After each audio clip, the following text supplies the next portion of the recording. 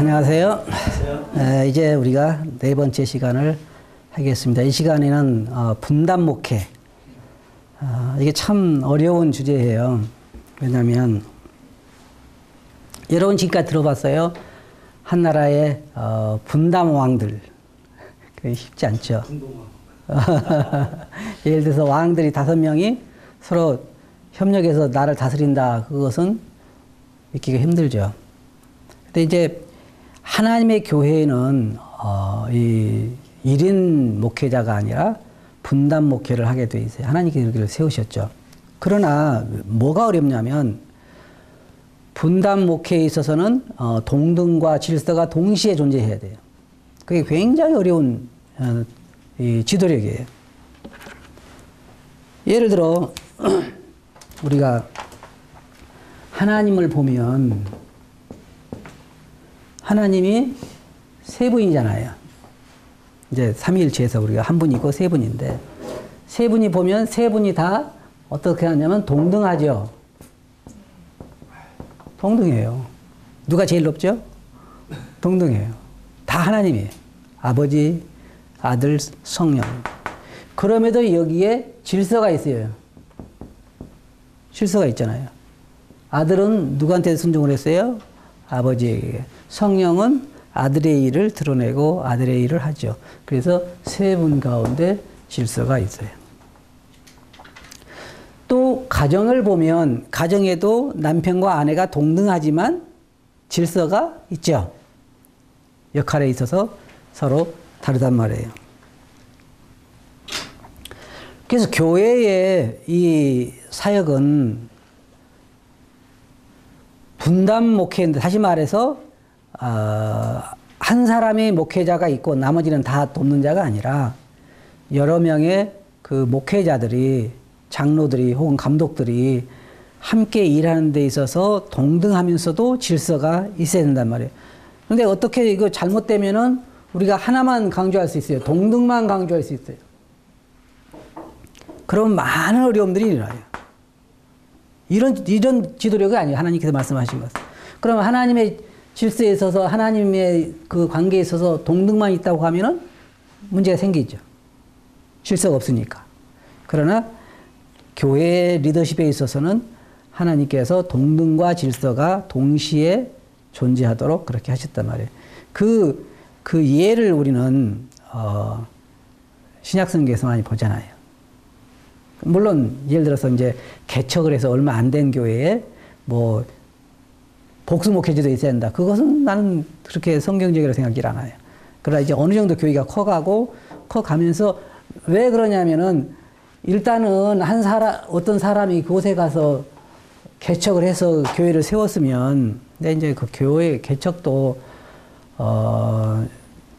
세월이 많이 걸리기 때문에 한 사람이 이곳에 가서 개척해서 여러 사람들이 많이 생기면은 그 다음에 훈련을 시켜야 되겠죠.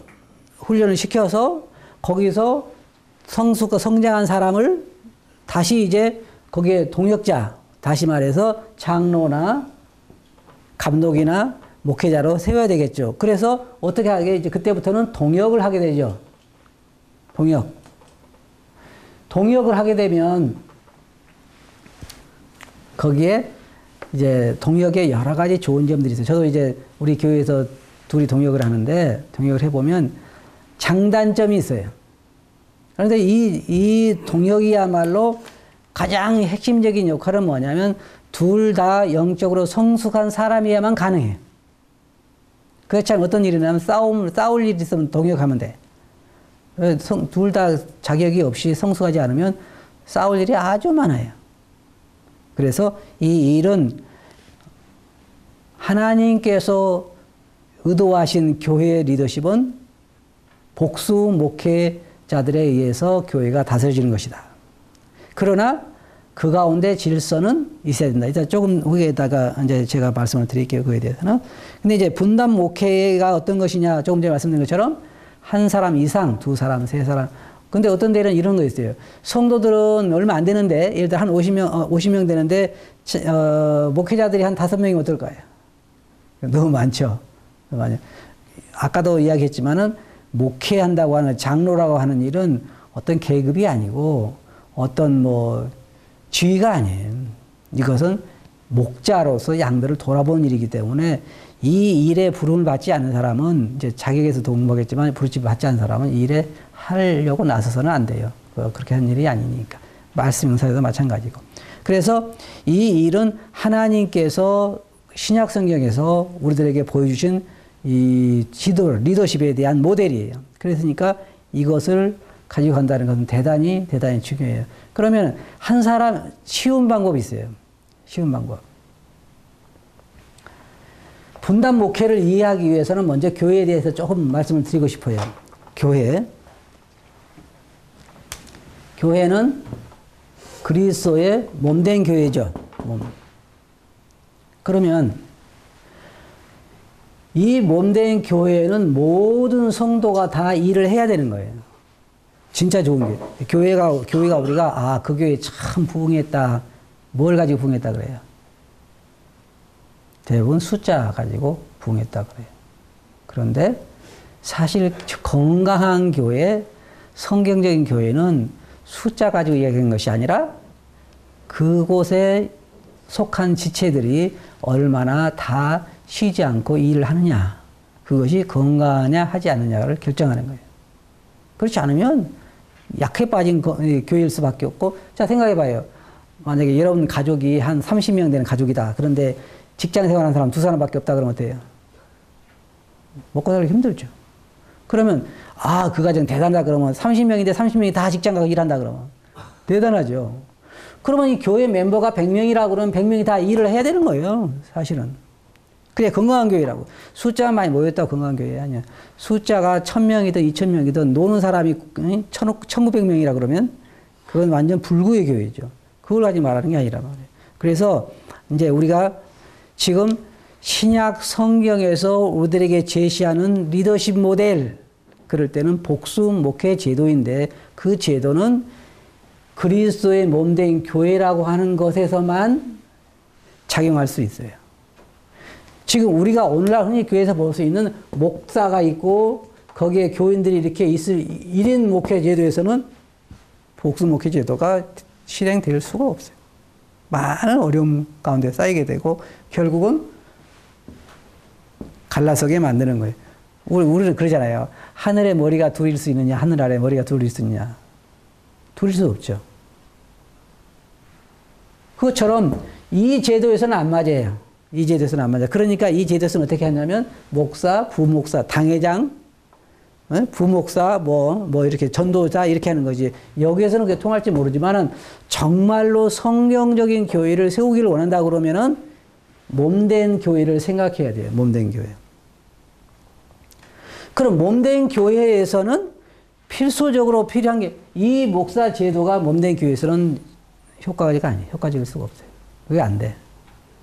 그래서 성경에서 본 정말 성경적인 리더십은 분담 목회에 의한, 그러니까 자격이 있는, 이제 다들 뒤에가 보겠지만은 자격이 있는 목자들에 의해서 교회가 다스림을 받는 것, 그것이 성경적인 목회 제도이다. 이 분담 목회의 좋은 점이 뭐냐면 이 분담 목회 한 사람은 제한적일 수밖에 없어요. 은사도 제한되죠.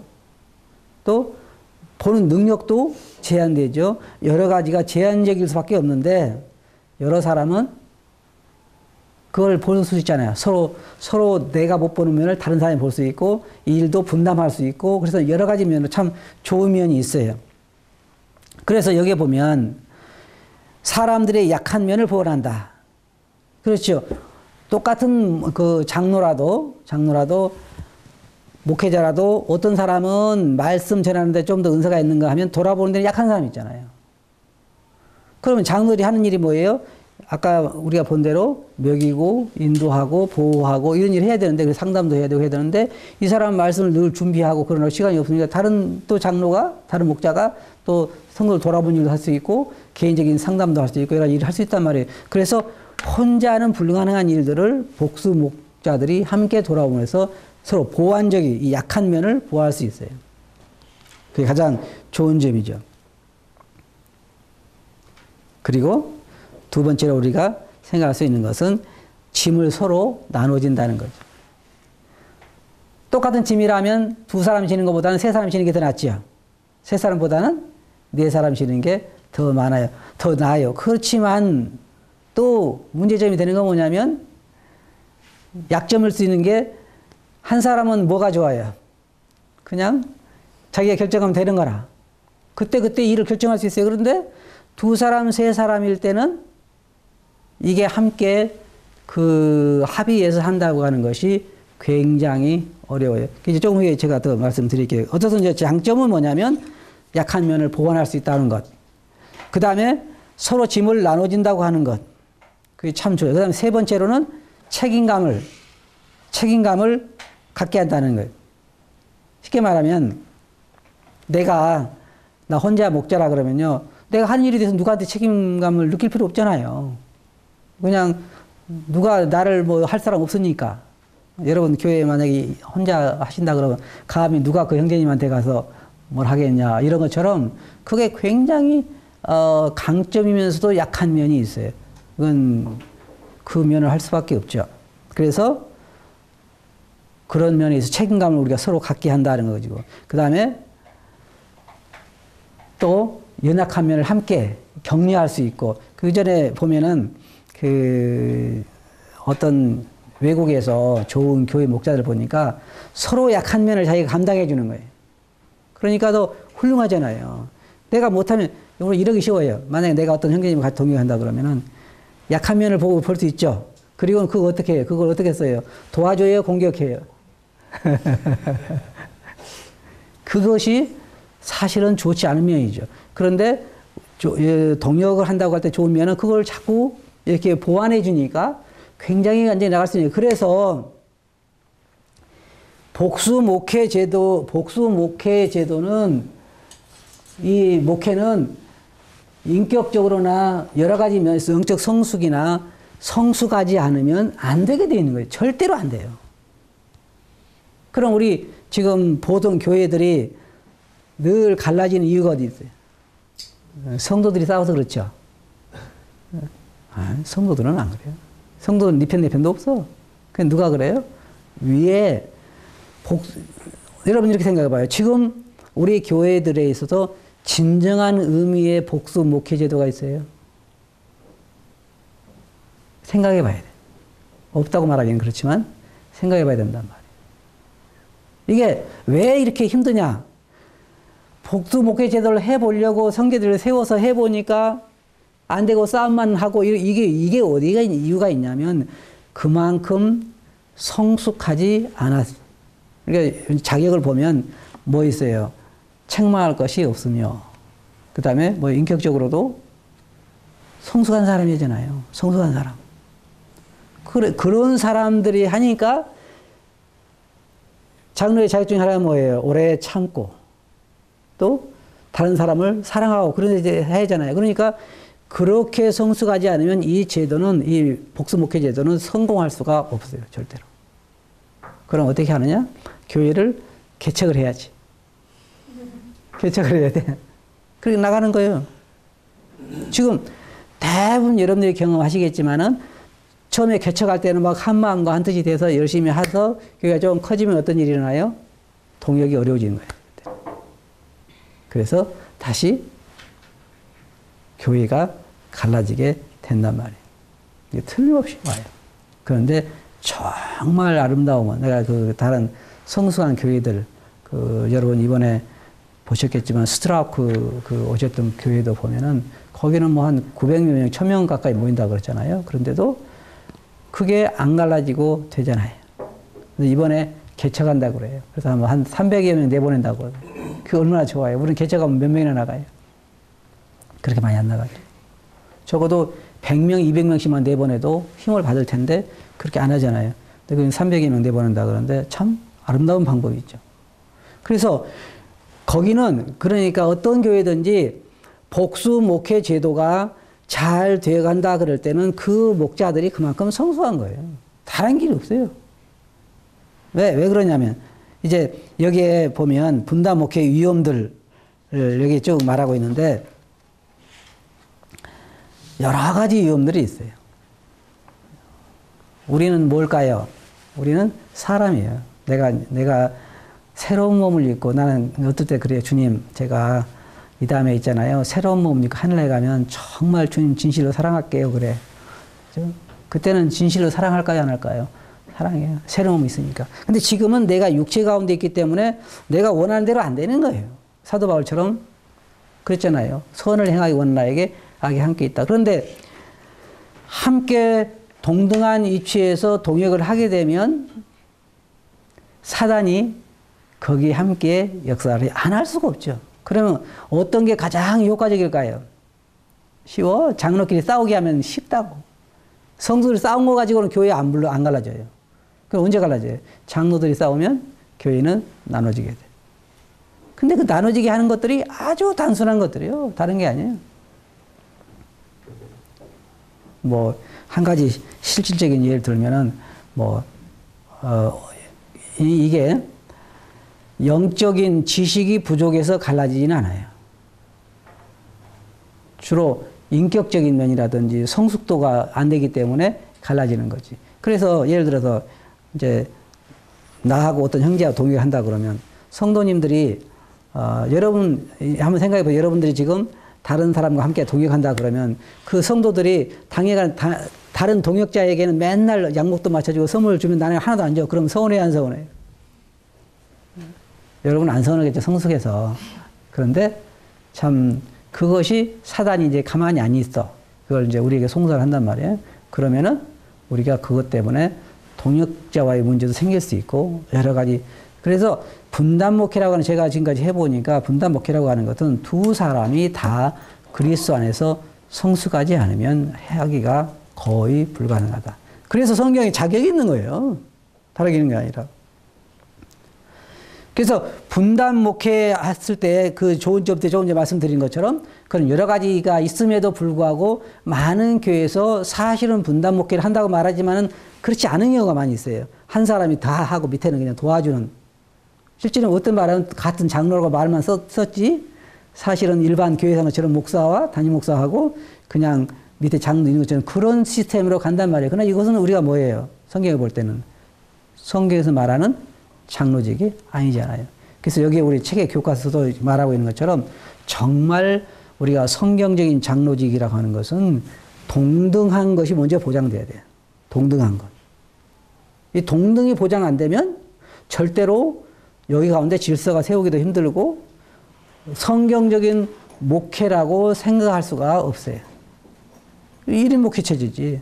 말만 그냥 이름만 장로라고 있는 것이 실제로는 그렇지 않단 말이에요. 그래서 여기에 짐을 나눠지는 거라든지 이렇게는 할 수 있어요. 예를 들어서 담임 목사가 있으면은 밑에 목사들에게 명령해서 짐을 나눠줄 수는 있죠. 근데 그런 의미는 아니잖아요. 동등한 아들하고 아버지하고 성령과 동등한 하나님인 것처럼 그런 동등함이 먼저는 보장이 돼야 성경적인 리더십을 세울 수가 있다는 거죠.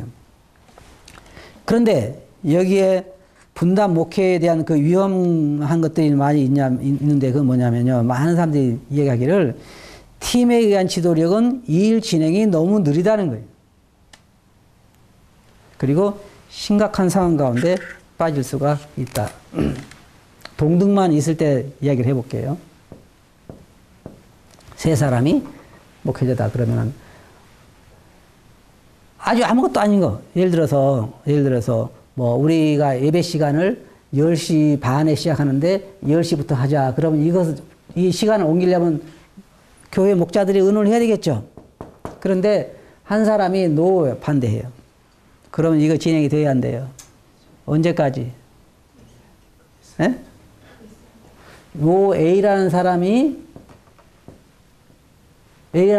오케이 할 때까지는 일을 할 수가 없죠. 그러면 이 사람은 언제 오케이해요? 자기 마음이 들 때에 오케이해요. 잘 들어보세요. 항상 모든 목회자들의 모임에서 목소리가 가장 큰 사람이 가장 신령하지 않아. 무슨 얘기 알겠어요? 자, 우리가 성령님을 의지하고 교회에서 주일날 강대상을 오픈했을 때 가장 먼저 달려갈 수 있는 사람은 어떤 사람이에요? 육신적인 사람하고 신령한 사람하고 누가 더 빨리 나갈 것 같아요? 육신적인 사람이 빨리 나가. 그럴 수밖에 없어요. 왜 그래요? 신령한 사람은 더 기다려. 내가 아닌 다른 사람이 나가기를 기다린단 말이야. 그럼 육신이 있는 사람은 그럴 여유가 없어. 우리가 지금까지, 나도 지금 30년이 넘도록 교회를 목회를 해오면서 우리가 배운 게 뭐냐면, 이 동등만 있을 때, 분단 목회에 있을 때 가장 어려운 점이 동의하지 않으면 할 수 없다는 거예요. 근데 교회 일은 어떻게 해야 돼요? 예를 들어서 여러분이 집에서 우리 아이를 초등학교에 보내야 할까요? 말아야 할까요? 하고 부부가 같이 의논을 했어. 그러면 남편 나는 반대다. 그럼 언제까지 기다려야 돼요? 동의할 때 기다려야 한다면 애는 어떻게 되고? 그럼 우리 둘이 동의할 때까지 기다립시다. 뭐 다 함께 주님이 인도하시면 다 부부간에 서로 동등하니까 우리가 함께 키우는 애니까 우리 둘이가 합의할 때까지 기다립시다. 그러면 언제까지 기다려요? 합의할 때까지 기다려야죠. 그럼 합의를 언제 해줘? 상대방이 원하는 대로 해줄 때 합의할 수 있고. 그럼 애는 학교 가기는 다 틀린 거예요. 근데 교회에 많은 문제들이 그런 문제 있어요. 대부분 보면 교회는 이런 체제, 동등만 있는 체제하에서는, 이게 복수 목회 있을 그럴 때 동등만 있는 체제하에서는 거의 대부분 일이 그렇게 늘 미뤄질 수밖에 없어요. 그리고 육신적인 사람이 원할 때까지 기다려야 돼. 육신적인 사람 쉽게 안 변해. 자기 고집을 쉽게 안 버린다고. 그러니까 그때까지 기다리는 일에 늘 느리고, 그러니까 성도들은 그 가운데 지치게 되죠, 이제. 도대체 이게 아니다. 한 가지 분명히 말씀드리지만, 교회는 형제회의에 의해서 되어지는 건 아니에요. 절대로. 장로들, 목자들에 의해서 교회가 감독되고 인도되고, 아까 본 것처럼 인도되고 감독되어지는 것이지, 이 성도들에 의해서, 형제회의에서 되는 것은 아니라는 거죠. 그리고 분단 목회의 경우에 이 사람들에 대한 서로의 신뢰가 참 필요해요. 신뢰가. 그리고 사랑이 참 필요하고, 은사에 대한 진정한 존경과 전망이 필요하죠. 이게 사람들이 성숙하지 못할수록 꼭 강단에서 영향력을 행사하려고 하더라고요. 보면 거의 대부분 그래요. 가장 성도들에게 영향력을 행사하기 쉬운 곳이 강대상이라고 생각을 해. 그래가지고 올라가서 말씀 전하려고 그래. 그러면 성도들은 힘들어가지고 막 어려워하잖아요. 근데 본인은 그건 몰라. 그리고 제가 말씀드리지만 은사가 없는 사람 치고 짧게 한 사람은 없어, 또. 대부분 다 길게 해. 그래서 성도들 지치게 만들잖아요. 그러면 리더들이 해야 할 거 뭐냐, 그런 것들을 통제하는 거라고. 다른 게 아니라 교회를 다스린다는 게 뭐예요? 성도들이 각각 자기 은사에 따라 하도록 인도하고, 그것을 너무 지나친 사람은 절제하게 만들고, 소극적인 사람은 일하도록 격려하고, 이게 목사들이 해야 할 일이란 말이에요. 강단에서 무슨 말씀이 전해지고 있는지. 그래서 어떤 교회에서는 그거잖아요. 그 스트라코 형제에 있는 온 그 교회 같은 데서는 우리가 참 그런 걸 본받아야 되는데, 주일학교에서 교재가 무엇이 쓰여지고 있는지, 어떻게 가르쳐지고 있는지, 중고등부가 현재 어떻게 진행되고 있으면, 누가 가르치면 무슨 교재를 가지고 어떻게 가르치고 있는지, 그것들을 다 점검하고 사전에 다 이게 검증을 받아야 한단 말이에요. 그러면 하물며 강단의 말씀은 더더욱 그 많은 사람에게 제시되는 것인데, 적어도 무슨 말씀이 어떻게 전해지는지 그 신뢰할 만한 사람들이 세워야 되고, 이게 장로들이 해야 할 일이죠. 그래서 우리 같은 경우에 이제 목자들이 해야 할 경우에 그런 것인데, 그게 안 되면 교회는 많은 어려움 가운데 빠지게 된다는 것이죠. 근데 이제 분단 목회가 이렇게 참 여러 가지 문제의 소지가 많아요. 그렇지만은 이것이 교회의 부흥에 있어서는 절대적으로 필요한 거예요. 자, 우리는 절대로 일반 그 교계 마냥 한 사람이 목사에 의해서, 목회자에 의해서 전체가 다스려지는 그런 제도가 아니기 때문에 성도들이 늘어나면 늘어날수록 목자들이 많아야 돼요. 그렇죠? 목자들이 많아야 돼요. 목자들이 없으면은 교회가 그만큼 이제는 방치되어 있는 거라고. 다스림 받고 이렇게 질서가 있는 게 아니라 그냥 남에게는 방치되는 거란 말이에요. 그래가지고는 교회가 절대로 되지를 않죠. 그래서 여기에 예수님께서 이제 우리들에게 제시하신 그 리더십이 뭐냐면 복수 목회 제도다. 하지만 여기에는 동등과 질서가 동시에 존재해야 된다. 예를 들어 봅시다. 예수님께서 12제자를 부르셨잖아요. 12제자가 다 동등하잖아요. 그런데 예수 보면 이상해요. 어떨 때는 다 안 데리고 가잖아요. 베드로하고 야고보, 요한만 데리고 갈 때도 있고 이게 제한적으로 하신단 말이에요. 그리고 베드로에게도 뭐라 했어요? 그런 임무를 맡기죠. 내 형제들을 굳게 하라. 뭐 이런 말씀들을 하신단 말이에요. 그래서 성경적으로 보게 되면 이 동등 가운데 동등이 있지만 또 그 가운데 질서가 있어야 된단 말이에요. 그래 질서가 있을 때 이제 어떻게 하냐? 그러면은 뭘 가지고 질서를 잡죠? 나이 가지고 해야 되나요? 뭘 가지고 해야 돼요? 아니면 뭐 나이 아니면 구원받은 연도? 그런 거 아니잖아요. 그럼 뭘 가지고 해야 되냐? 자연스럽게 생기는 거. 쉽게 말하면 영적인 성숙도, 그 다음에 말씀의 은사의 분량. 그 성경에 뭐라 했어요? 수고한 장로들 중에서도 말씀에 수고하는 장로들을 배나도 존경하라 그랬잖아요. 그럼 그게 뭐예요? 그 가운데 영적인 질서가 세워지게 되는 거예요. 그래서 거기에 하나님으로부터 특별히 받은 은사라든지 은사 활용의 분량이라든지 영적 성숙도라든지 인격의 그 차이라든지 여러 가지 것들이 종합적으로 해서 교회 가운데 질서가 세워지는 거예요. 해보니까 이것은 그냥 만들어지는 게 아니더라고요. 왜 그러냐면 내가 상대방 장로보다 여러 가지 면에서 더 낫지 않으면 질서가 세워질 수가 없어요. 그래서 앞서간 사람은 항상 뒤에 있는 사람보다 더 앞서가야 돼요. 그래야잖아요. 존경이라는 게 언제 생겨요? 그냥 아무렇게 생겨요? 언제 됐으니까?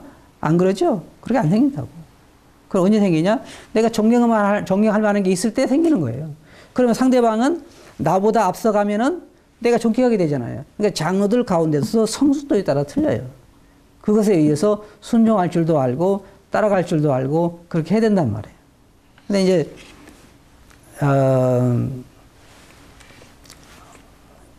우리도 둘이 장로가 돼서 일을 해보니까 많은 문제의 소지가 있어요.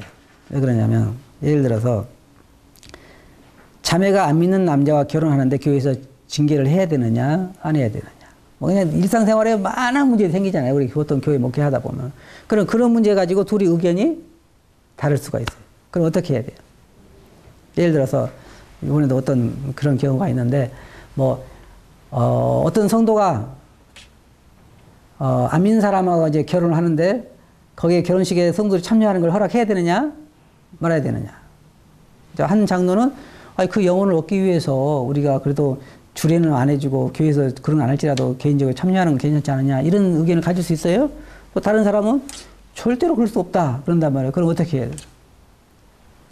이게 합의가 안 됐어. 그럼 어떻게 해요? 날짜는 오고 그냥 지나가는 거죠. 그죠? 그러면 안 되지. 네, 그럴 때도 우리가 영적 질서가 필요해요. 그게 교회 안에서 나는 이게 아주 아름다운 제도라고 생각해요. 동등과 질서가 동시에 존재하는 리더십. 이런 리더십이 있는 교회에 있는 성도들은 참 행복한 교회. 질서만 있는 교회에 참석하는 사람들은 그렇게 행복한 교회가 아니야. 한 사람이 다 명령하는 거니까. 그 사람의 뜻이 곧 교회의 법이라 그러면 그 사람 한 사람의 결정대로 다 된다 그러면요. 많은 실수가 오기 마련이에요. 나는 지금 우리 예명제가 동역을 하는데 그 형제 때문에 그 같은 장로 때문에 내에 얼마나 많은 약점들이 가려진지 몰라요. 많은 실수가 방지되고 미리. 그러면 나만 그러느냐? 그 형제의 많은 실수와 약한 면도 나 때문에 막아질 수 있잖아요. 그러면 전체적으로 볼 때는 뭐예요? 교회가 보호를 받는 거잖아요. 그러면 나 혼자 그런 실수를 범할 때는 그걸 막을 사람이 누구예요? 없어요. 왜? 내가 그대로 우리 교회 이걸 해야 되겠다고 하잖아요. 그럼 내가 이걸 해야 되겠다고 같이 동역하는 그 장로한테 이야기했을 때 내가 생각할 때는요 이거 이럴 것 같은데요 라고 의견을 제시하면 가만히 생각하면 그럴 것 같잖아요. 그러면 안 할 수 있잖아요. 그러면은 성도들이 보호를 받는 거잖아요. 그만큼 해서. 그러니까 어떤 경우 예를 들어서 어떤 경우는 이런 경우였어요. 이제 실질적으로 있었던 일인데 이 사람이 서점에서 책을 한 권 읽다가 너무너무 좋았어요. 그러니까 이거다. 바로 이거다. 그리고 이제 교회 가서 이거 하기로 하겠습니다라고 하는 거예요. 그러면 브레이크가 있어요, 없어요? 전혀 없어. 그러니까 막 나 해 가다가 문제가 펑 터져. 그러면은 만약의 경우에 여기에 동등이 존재하는 장로가 있었다고 그러면 혼자 나 이거 하겠다고 하지는 못하잖아요. 그럼 어떻게 해? 같이 의논해서 이거 우리가 이게 한번 해보는 거 어떠냐 그러면 그런데요 제가 생각할 때 이런 문제가 있을 것 같은데요 라고 할 수 있잖아요.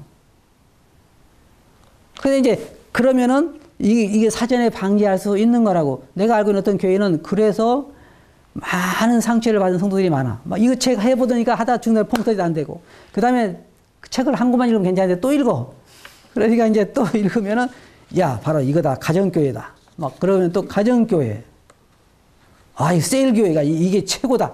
이거 살 길이다. 그리고 막 그러면은 분단 목회에 있을 때는 그렇게 안 돼. 이게 이제 같이 의논을 하고. 또 좋은 점이 뭐냐면 잘못됐을 때 그 책임을 둘이 나눠지게 돼요. 이게 왜냐하면 혼자 한 게 아니잖아요. 이게 같이 했기 때문에 이 잘못됐을 때 그 책임을 함께 나눠지니까 너무너무 좋은 거예요. 이게 그렇지 않으면요 이렇게 된 것이 이렇게 되니까 좋은 거지 손가락끼리. 그래서 나 생각할 때 분단 목회가 참 좋은데 단점 아까 말씀드린 것처럼 그런 것들 너무 두 사람이 안 돼 있을 때 그러면 이제 해결책으로는 뭐가 좋냐면 현재 우리 모임들에서 이 분단 목회를 적용하기에는 너무 어려움이 많아요. 그 이유가 뭐냐면 분단 목회는 충분히 성숙한 인격과 성숙한 신앙과 이게 되어 있는 사람들이 쉽게 말하면 디모데전서 3장 1절부터 7절까지 나와 있는 자격이 있는 사람들이 세워졌을 때 가능해요. 그런데 우리가 지금 현재 어떤 어려움을 가지고 있냐면 분단 목회라고 하는 이 원칙만을 좋다고 받아들여서 자격이 안 되는 사람들을 분단으로 세워놓으니까 뭐가 와요? 싸움이 오는 거예요. 무리가 오고. 그래서 많은 경우에는 개척이라고 하는 것으로 끝이 나요. 많은 경우. 그러니까 더 힘이 없는 거야. 그냥 100명 모이다가 50명씩 갈라지고 50명이 20명 갈라지고 이렇게 하니까 힘이 없는 거라고. 되지 않아. 이 쪼개짐을 언제 막을 수 있는 거예요? 막을 수 있는 사람이 누구예요? 아무도 없어요. 그럼 어떻게 막을 수 있냐? 교회가 그런 장로들을 부지런히 양육하고 훈련해서 그런 장로들을 일단은 세워야 되고 그 세운 다음에 또 미자격자가 그런 장로가 되는 것을 막는 길밖에는 없는 거예요.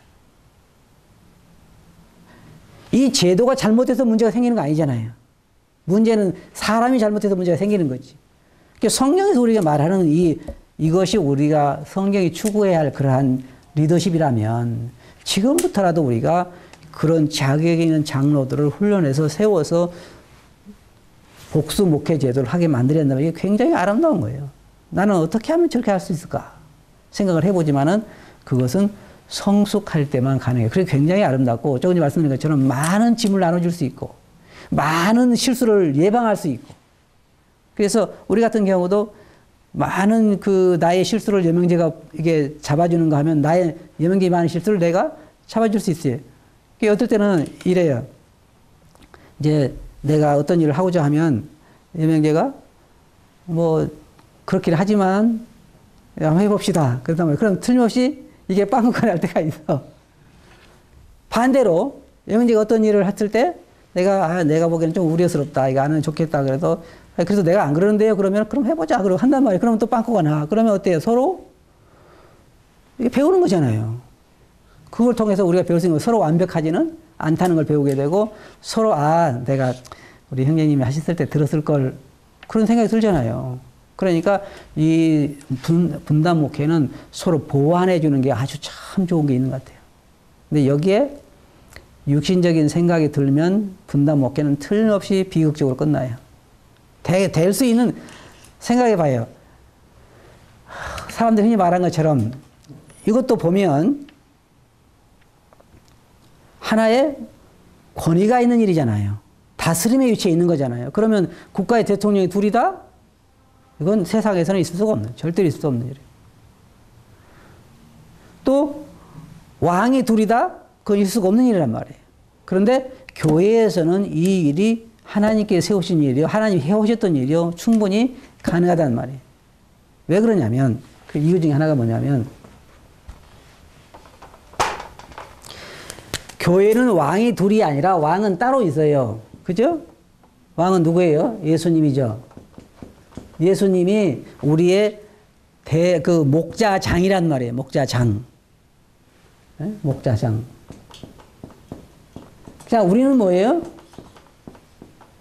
우리는 주님에 의해서 채용된 목자들이죠.